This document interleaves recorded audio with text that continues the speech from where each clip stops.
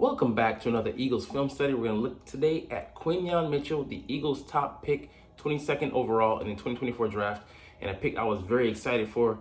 I mocked this pick, and I mocked our inability to be able to get him until it became a reality, and I became enthralled because I was overjoyed. Finally, we're going to have a homegrown talent that has the potential to be an all-pro with all the tools in the tool belt. And man, this reset and ushering in of a new age at cornerback could be really exciting here in the city of brotherly love. What's up, it's your boy Cintron, coming back at you with another analysis video, and I kid you not, that's my real name. Eagles film review, Quinyon Mitchell has the potential to be an elite cornerback. I agree 100% with that assessment.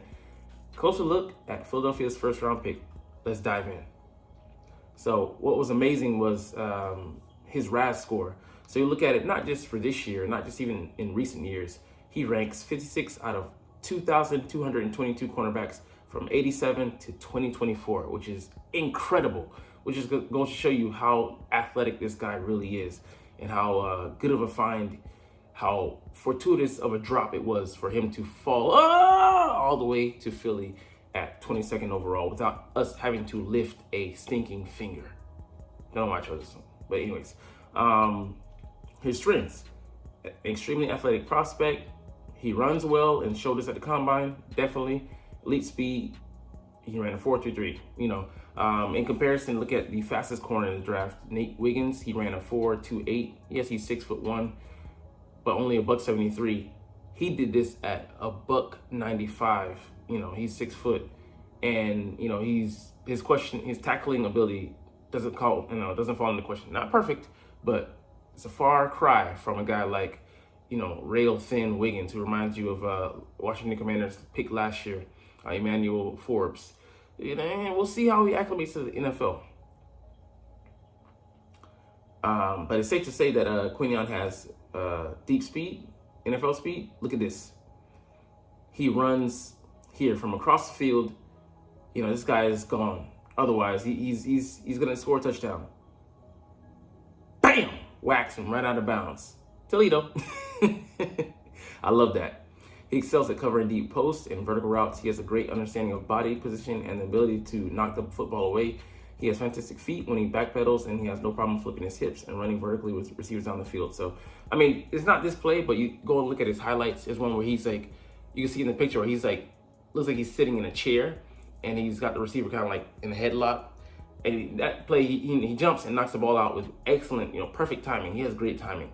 But it's just like one of the quintessential plays that just kind of marks it as, hey, this is Quinyon Mitchell. All right, another fantastic play from Toledo cornerback, Quinyon Mitchell. Reads the ball so well and makes a play to pull off a big interception. This was at the Senior Bowl. He's going against Brandon Rice, the USC receiver.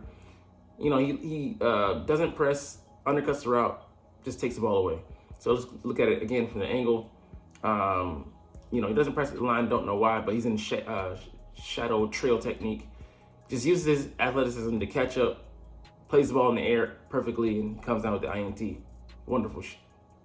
All right, Quinyon Mitchell blanketing an easy end zone fade with very good foot speed and lateral agility to stay on top of the route, with good positional awareness and physical toughness to nudge the receiver onto the sideline and shrink the throwing window, because the sideline is the 12th defender. It's your friend.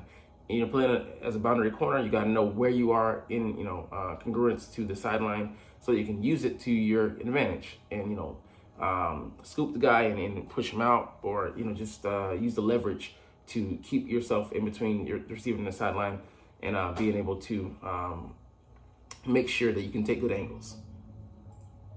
All right, we'll see him here at the bottom of your screen. He flips his hip, you can say a little bit too early, but he stays on top of the receiver, and he's always, throughout that route, in great position to make a play on the ball. Knocks it down there. And one knock on him was that he didn't, turn a lot of those PBUs, pass breakups, into interceptions. But, coaching. We'll get to that in at the pro level. And he has a great positional coach in Christian Parker. Came over from Denver, worked under, I think, Vic Fangio previously, but an excellent young coach who had, PS2, not the PlayStation, but Patrick Surtain II, playing at a high level, and developed him early on. He was, challenging guys from his rookie year on. I think he might have made the Pro Bowl that year, or I think there and after it was an All-Pro year. So excellent tutelage he received, and I hope that Quinyon can get the same here in Philly. All right, plays the ball at the catch point extremely well. His length is slightly below average, but it does not look it on film. So, I mean, I got extremely long arms. I'm like a 5'11", 6-foot guy with the freaky arms I got, blessed with, because dad was tall, mom was in the middle, and I got screwed. But anyways, you're not talking about me here. He times his contact with the receiver so well, as we previously talked about, and does a great job playing to a receiver's hands to force an incompletion. So I love that.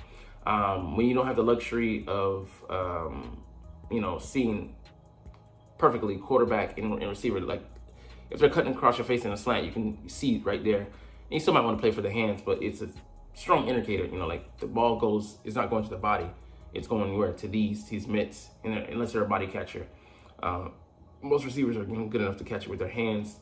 Their primary tool to, snag the weapon. the weapon is in the building. No. Anyways, to get the ball, and it's a smart move. Where their hands, are gonna go where the ball is going, obviously. But you want to break those up, like this, or get in between, access the ball early, but do something to force that incompletion. All right, he times it well, and then does a great job playing through receiver's hands. 44 pass breakups in the past 2 years is legitimately absurd. And yeah, the talent level, I get it. He wasn't playing at, in the SEC or even in the Big Ten. He was playing, I think, in the MAC conference. So, it is what it is. But he showed at the Senior Bowl that he can play above his talent level. And, he was highly sought after, as we'll see in a second. All right, one of the things that, stands out from Quinyon Mitchell is his click and close speed and ability to play the ball. So when I think click and close, I know click and then close like a window. That's just what pops up in my head. Anyways, the slow motion here is outstanding, as you can see. See how well Mitchell times his contact with the wide receiver's hands. This is teach tape at the catch point. Exactly. This is the model that you want to model. So you can see here, bam. Like the receiver gets it, and he's able to, fight through it. If you don't fight hard enough, he's able to snag that in, especially on the second attempt. Make sure he knocks his hands down. Receivers in the league, especially guys like Larry Fitzgerald, have very strong hands. It's very hard to get them to separate from the ball.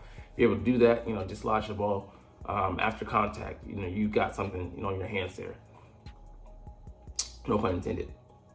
This is nearly identical, this time from the slot. So he does have the ability to play in the slot. I do love that they were highlighting that there. Hasn't done it a lot, but he has the body type and the quickness, the lateral agility to man that spot as well. So we might not see that in his rookie year, but primarily focus on being a boundary corner. But as we go along, and even as the year progresses, we might see him shade in, because you don't want to be too predictable. You want to have too many telltale signs, especially Vic Fangio, veteran coordinator, the advantages of keeping the opposing offense on their toes and not knowing what to expect. So it's a combination of burst and contact with the receiver's hands that I love. Let's look at it here. So bam, he fights right through it. I didn't know where he was. So he's in the slot. He sees the throw, where the quarterback's going, goes in and drags the receiver down and knocks it out. So contact with the receiver's hands, just very important there. And he's got a lot of advanced techniques, even though he was playing at a lower level, that will help him, acclimating to the NFL early. And whereas, other guys, just going straight off of athleticism, he uses it, to, his catch-up, make-up speed. But like I said, he has, some good technique that he's playing with, and you can see the IQ in his game. So we talk all the time about athleticism and movement skills, but what's the point if you can't play the football in the air? Mitchell's really aggressive when the ball's in the air, and times it really well. So I love that. Being able to make plays on the ball, which, we haven't made a lot over the years. Bam! This is perfect timing. Just aggressive enough, not overly aggressive. He isn't skying above the ball, but, times it and then was able to knock it away, and then doubly be able to be in the face of the receiver and make contact.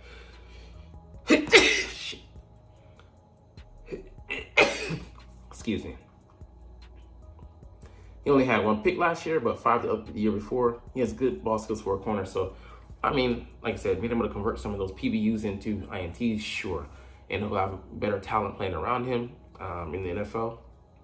That being said, also he had that reputation established the year before that, quarterbacks didn't want to become a victim throwing into his area. So there's also that taken to the equation.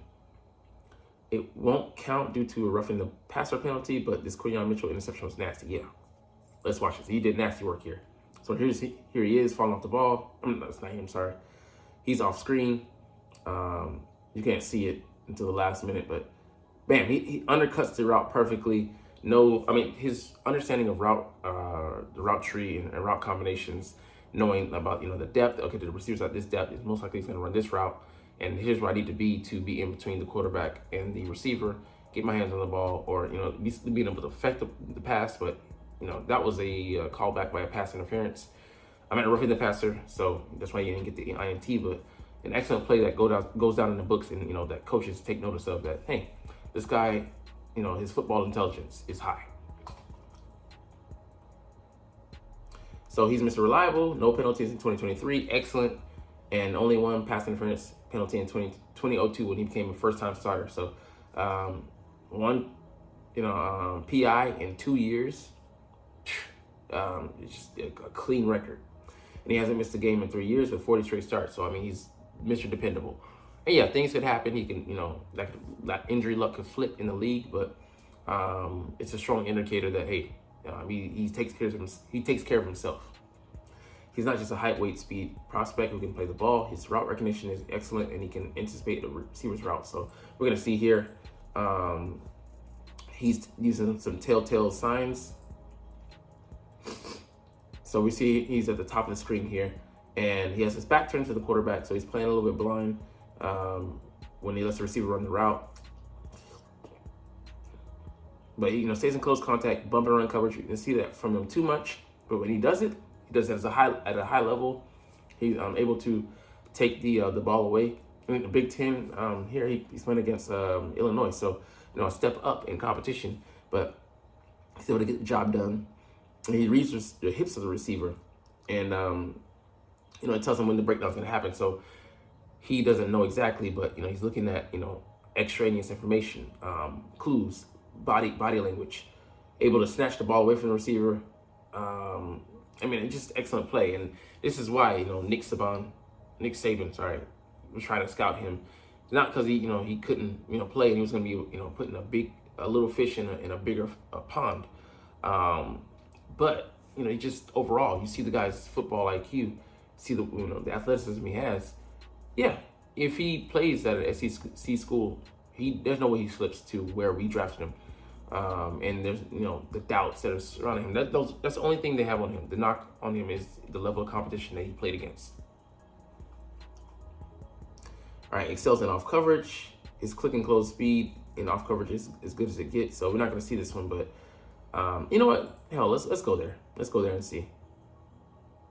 I didn't look at these before, but here he is. Bam! He's able to. He kind of runs the route for the receiver, just undercuts it excellently. Maybe we're seeing it here from a different angle. Okay, a different play. He just closes on the receiver so fast, and you just love it because, like, a lot of quarterbacks are hesitant. Even the guy we have in Cooper DeJean, he reads too much into the play. So he's waiting for the play to happen, and then it happens, and he misread it because he was waiting for it to develop further when that was all it was.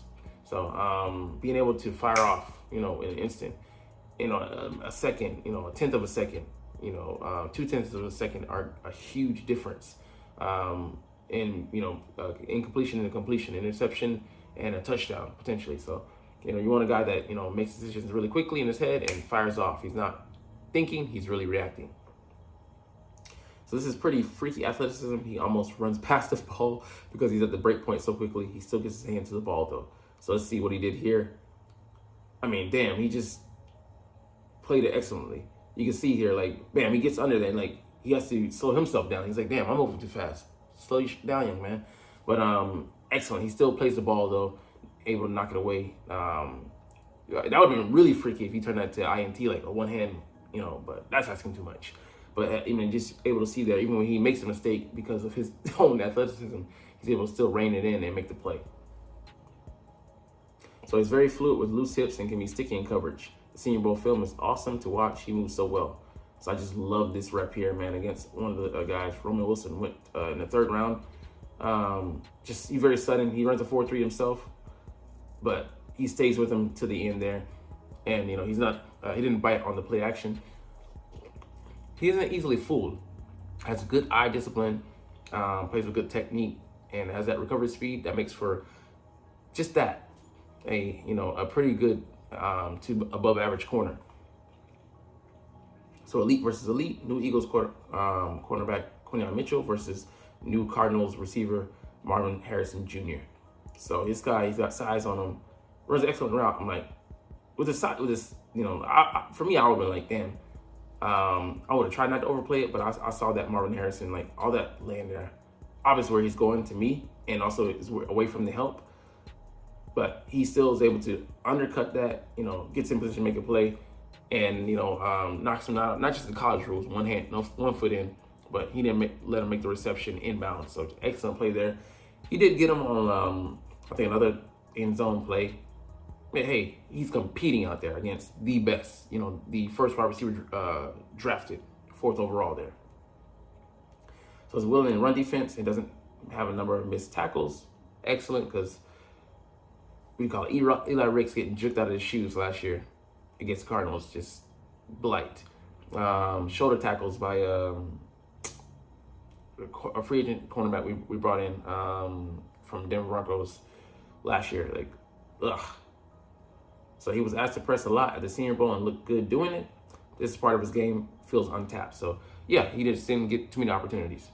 Now we get to the downside, because of course there's a downside. Didn't face many high-level prospects. We talked about that. There's always some projection involved when looking at small school players, and it is what it is. But like, he didn't struggle in the Senior Bowl. That played a huge factor in the Eagles taking that into account. The stats say he doesn't miss a lot of tackles, but in the games I watched, I wasn't convinced by his tackling technique.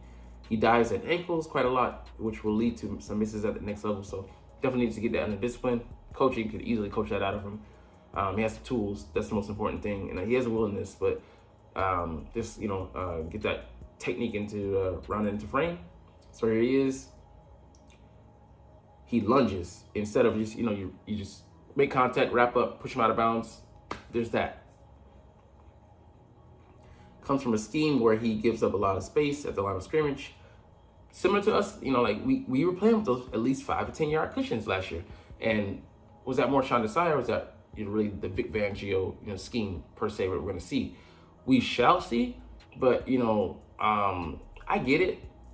But I'd rather have a corner that's more adept at playing off coverage, because man, he has, like, when we saw him do it, he did it at a very high level, and he has the tools to do it.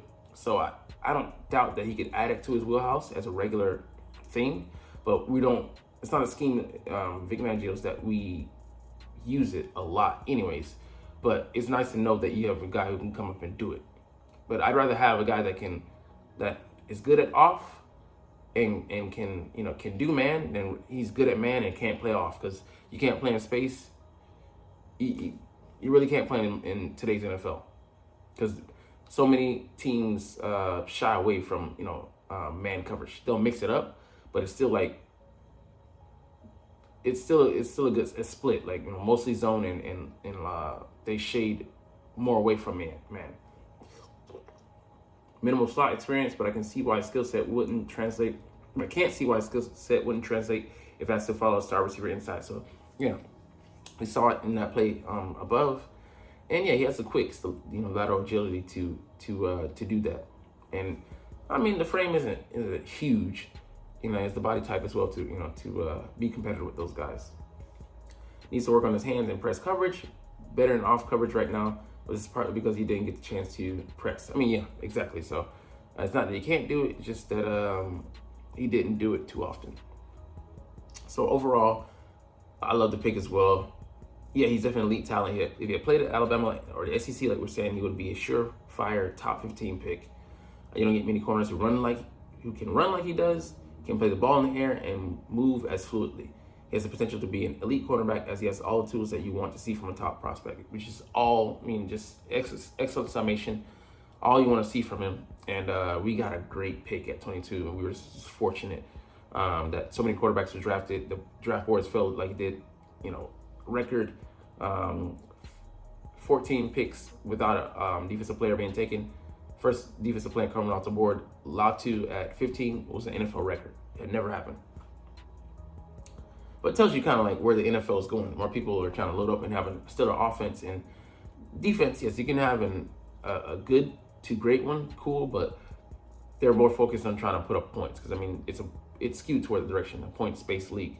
They make it easier for the offenses, and defenses have to adjust. So there are not any real weaknesses to his game. I honestly believe he only fell out of the top 20 because he played at Toledo and not at a big school. So thank you, appreciate it. He's only just the best cornerback in this draft, and this isn't even a good crop. Who cares? The guy has all pro potential. The only knock on him I have is that I didn't see him press much, and he did play with a lot of cushion, but he showed at the Senior Bowl that he can do this if asked. In terms of scheme fit, he's a match made in heaven for Vic Fangio's scheme. Chef's kiss. You can line him up outside, and she'll be able to play one-on-one coverage on isolated receivers, and he has the link to carry receivers vertically down the field. So, yeah, he won't be a liability on one-on-ones, and he can do it without requesting backup. I need backup right now. Majority of times. No guy truly is a one-on-one 100% of the time. Even just in the scheme, it just demands that the secondary routes coming into the area, or just having coverage for the sake of having coverage. He will love playing off coverage where he can show off his click and close speed, and he shows outstanding route recognition and zone coverage already, which is something very important in his defense. And yeah, it's not an easy skill for a rookie to pick up, and he already has the makings of someone who can come in instead of have to be taught that technique. Already has it in his toolbox. Now he can worry about picking up the actual defense. What stands out about Mitchell's game is how comfortable he is when the ball is in the air. A lot of recent draft busts at cornerback have been because teams have overdrafted fantastic athletes who can't compete at the catch point. Mitchell will not have this issue, and that's huge because it was one of the worries coming out about cornerback. I forget his name. He was out of Oregon last year. Drafted by the Patriots, the top guy, he got injured early, but showed very good progress early on. I was concerned about him at the catch point. He didn't challenge the receiver. He seemingly did over the, course, I think the 4 games that he played. And, you want, that's where like, okay, they stem you and they get to stop their route, shake you off. But then, there's a window where, they're going to catch the ball and you see the balls coming to them.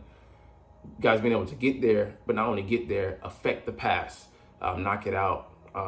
Or just at the very least make the tackle. Guys struggle with that and doesn't like he's something that he's going to struggle with.